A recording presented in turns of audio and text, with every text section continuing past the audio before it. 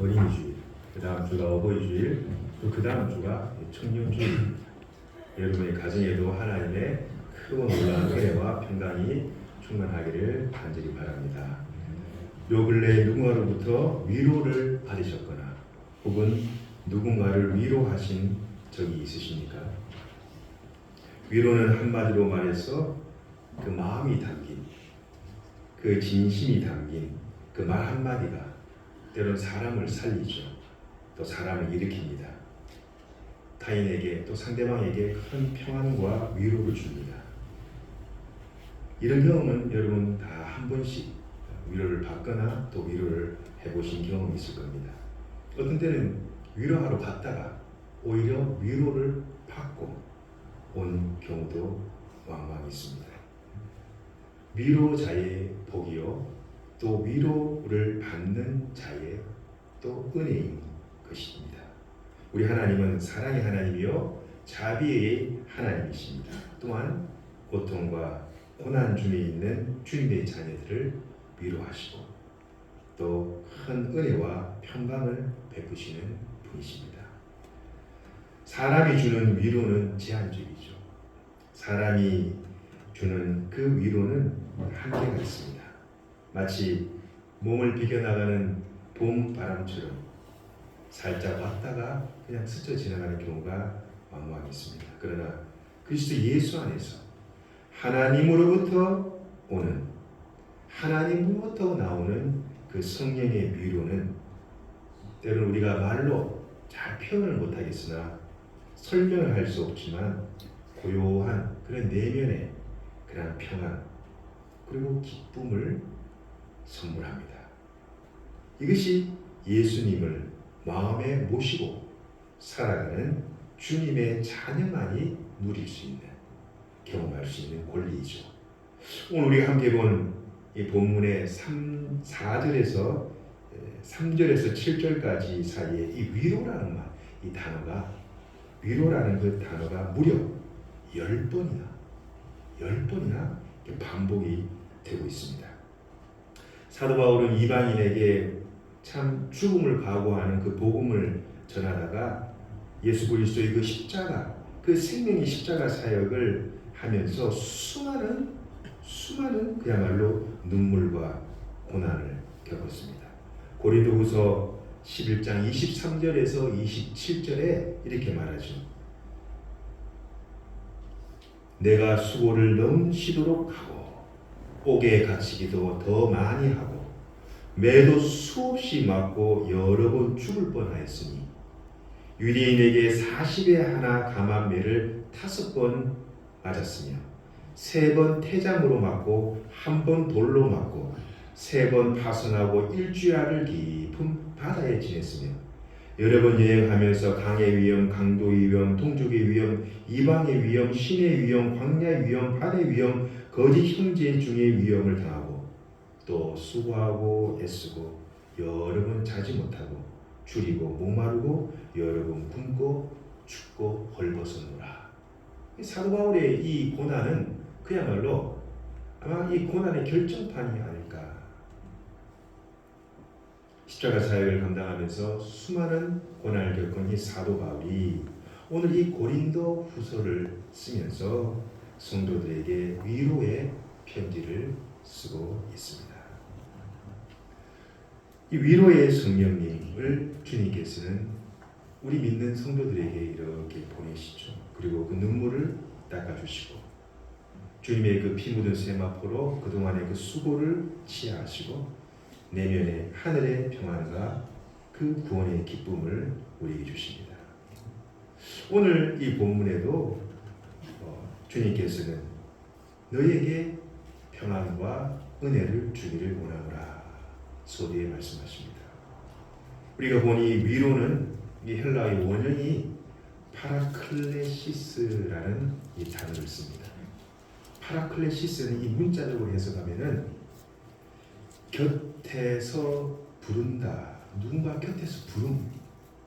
여러분 곁에 누가 있습니까? 누군가 곁에서 부름을 이 파라클레시스, 위로자라 이렇게 헬라어에는 말씀을 하고 있죠. 누군가 내 옆에서 나를 이렇게 부르는, 눈물을 부르는 소리. 마치 사무엘상 3장 4절에 보면 이 사무엘이 이 성전에서 하나님의 일을 하고 있을 때 사무엘아, 사무엘아, 사무엘아 하면서 사무엘을 부르는 그런 소리. 마치 그 사무엘에게 부르는 소리가 그 내면의 속에 미세한 소리로, 때로는 메아리처럼 이렇게 울리죠. 하나님의 사랑과 자비가 외적으로 이렇게 나타나는 그런 장면을 보게 됩니다. 하나님께서 나에게 들려주신 이 세미한 소리, 또 메아리 같은 소리는 하나님이 나에 대해 관심을 갖고 있고 나를 사랑하신다라는 한 사람에 대한 하나님의 구체적인 행위입니다. 주인은 고통을 당하는 자들의 내면에 이렇게 말씀하시죠. 내가 너의 수고를, 그동안의 너의 수고를 잘 안다. 내 눈물과 내 그 땀을 내가 잘 알고 있다. 부모도 모르고 자식도 모르고 친구도 모르고 친척도 모르고 교우들도 모르지만은, 세상 사람들은 모르지만은 나 여호와는 다 알고 있다. 때론 슬프고 눈물이 나고 때론 낙심이 되고 두려워하고 무섭지만은 그럴 필요가 없다. 내가 너를 고난 가운데서 건지리라. 내가 너를 애굽에서 건진 나 여호와 하나님께서 말한다. 내가 너를 구원하였고 내가 너를 애굽에서 끌어내 정금같이 나오게 할 것이다. 내가 내 심령계 내면의 기쁨과 평안을 주노라. 주님께서 이렇게 우리에게 파라클레시스로 유로자로 다가오셔서 우리에게 말씀합니다. 주님께서 우리에게 다가오셔서 조용히 위로하시는 그 말씀, 그 생명의 말씀을 통하여 오늘 듣는 저나 여러분이나 하나님의 그 평안과 기쁨이 강물같이 내면에 흘러 들어오기를 간절히 바랍니다. 이번에 안동, 의성, 또 영양, 청송, 영덕으로 그야말로 엄청난 피해를 입었죠. 정부 통계치에 따르면 1조 8천억 원, 1조 800억 원의 그런 피해를 입었다고 합니다.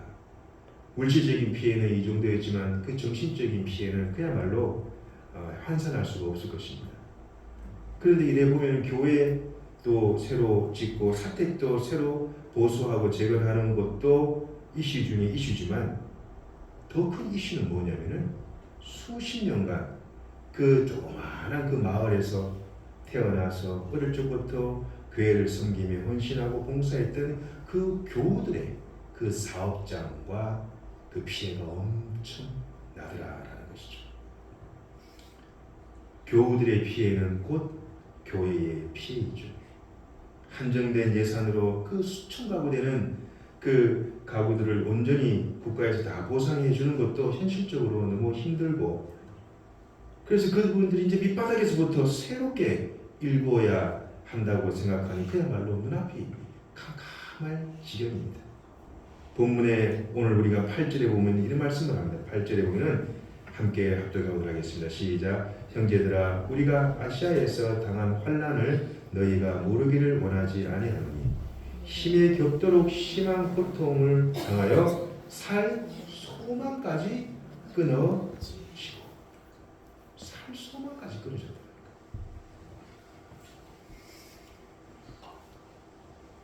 살아야 될 소망이, 희망이 상실해버린 이런 사람들 우리가 어떻게 위로할 수 있겠습니까? 말 한마디 위로한답시고 위로했다가 오히려 더 마음에 상처가 주는 경우가 있습니다. 우리는 그냥 침묵하고 하나님의 도움을 구해야 합니다. 성령님께서 역사하지 아니하시고는 그들을 엄밀히 말해서 참 위로할 수가 없습니다. 사도 바울도 이방인들에게 복음을 전하다가 수많은 그런 죽음의 문턱을 넘나들었습니다. 그러나 주님께서 그 사도 바울의 눈물을 닦아주시니 성령님의 위로가 나에게 임했던 것처럼 지금 어려운 가운데 있는 이 고린도 교회 교인들에게도 함께하길 바란다. 그런 마음을 담아 이 편지글을 쓰고 있는 것이죠. 사도 바울은 그야말로 엄청난 고난을 당했습니다. 사도행전 14장 19절에 보면 루스드라에서 전도하다가 유대인들에게 돌을 맞아서 거의 죽을 뻔하였고, 또 빌립보에서 귀신 들린 그 여종을 고쳐준다고 하다가 도리어 고소를 당해가지고 매맞고 옥에 갇히고, 심지어는 유대인 암살단들이 조직되어서 사도 바울을 살해하려고 하는 그런 위험에 처하게 됐던 주님의 대사도 사도 바울. 그러나 사도 바울은 절망하지 않았습니다. 낙심하지 않았습니다. 왜요? 성령님께서 그를 딱 붙들고 있었기 때문입니다. 성령님이 그리고 그 곁에 계셨기 때문이죠. 위로자였기 때문입니다. 사랑하는 성도 여러분, 뭐 이 정도까지는 아니지만 내 실수든 내 잘못이든 혹은 내가 진짜 주님의 복음 때문에 참 어려운 가운데 거하시는 분이 계시니까 성령님께서 오늘 그 마음을 어루만져 주시기를 바랍니다. 사도 바울이 살수마까지 참 이를 그 지경까지 갔습니다. 그러나 주님은 그를 다시 일으켜 세우셨습니다. 그리고 그를 사도의 증인으로, 복음의 증인으로 세우셔서 오늘날 이 교회의 역사에 길이 남는 이름이 되게 하셨습니다. 우리가 살다 보면은 많은 위험이 있습니다. 건강의 위험, 또 사업의 위험, 인간관계의 위험, 또 취업하고 또 학업을 해야 되는 그런 것들, 또 금전적인 그런 문제들. 여러분, 우리가 힘들지 않은 일들이 없습니다. 나만 아니요. 여러분보다 더 힘든 사람들이 많이 있습니다. 이 위기와 위험을 여러분은 주 예수님을 딱 붙드심으로 오히려 주님을 만나고 주님의 은혜와 평강을 받는 기회로 바꾸시는 분들이 되시기를 바랍니다. 그럼 어떻게 해야 됩니까? 9절에 그 답이 나와 있습니다. 9절 우리 함께 어떻게 보도록 하겠습니다. 시작.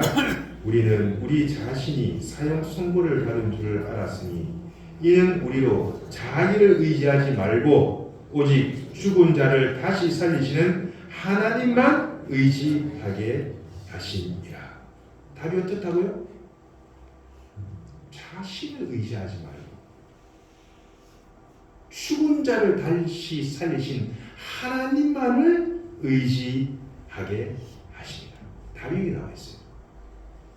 우리가 어떻게 이 살 소망까지 끊어지는 것 같은 이 세상의 삶을 살면서 어떻게 이 위기와 위험을 이겨내고 극복할 수가 있습니까?